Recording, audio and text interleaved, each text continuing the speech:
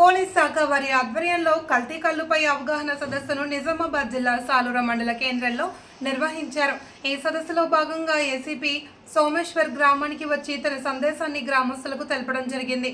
ఎలాంటి అవాంఛనీయ సంఘటనలు గరకాని అనుమానాస్పద వ్యక్తులు గాని వారు చేసే పనులు గాని ఇబ్బందికరంగా ఉంటే వెంటనే తెలపాలి అని వారిపై కఠిన చర్యలు ఉంటాయని తెలిపారు।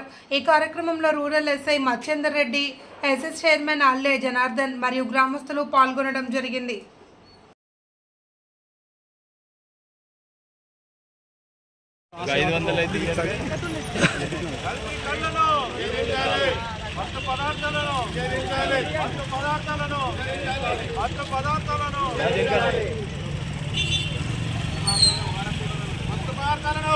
మళ్ళా దొరికింది। ఇప్పుడు మన బైక్ పోయింది ఒకటి, అట్లా ఎన్నో రకాలుగా పోతున్నాయి। ఎందుకంటే వాళ్ళ జల్సాలకు అలవాటు పడుతున్నారు పిల్లలు అని పని లేని వాళ్ళు జల్సాలకు ఎవడో మనోళ్ళు మంచిగా ఉంటారు, వేడు కూడా వచ్చి అలవాటు చేస్తున్నాడు। అట్లా అందుకోసం అలవాటు పడద్దు, మనం అట్లా పోవద్దు అంటే మనం ఎప్పుడు పిల్లలను కానీ మన చుట్టుపక్కల బంధువులు కానీ మనం గమనిస్తూ ఉండాలి, ఎవరేం చేస్తున్నారు, ఏంది ఇట్లా కాదనేసి।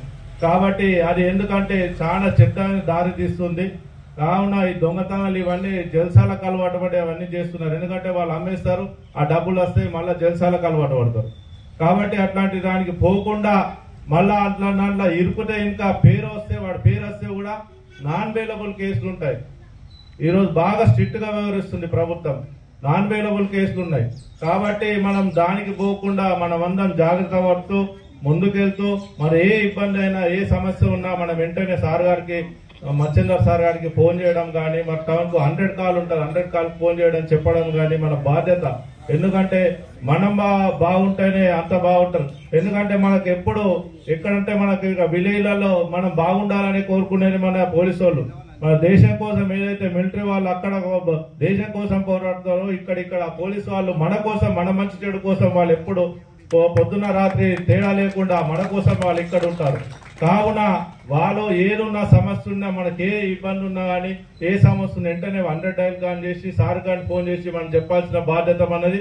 వాళ్ళకి ఎట్లాంటి చెడు అవకాశాలు ఉన్నా కానీ మనము దాన్ని పోకుండా మనం నివారించేటట్టు మన పిల్లలను కూడా మన పక్కన వాళ్ళకు కూడా చెప్పే బాధ్యత మనది। కాబట్టి మీరందరూ దీన్ని పాటిస్తూ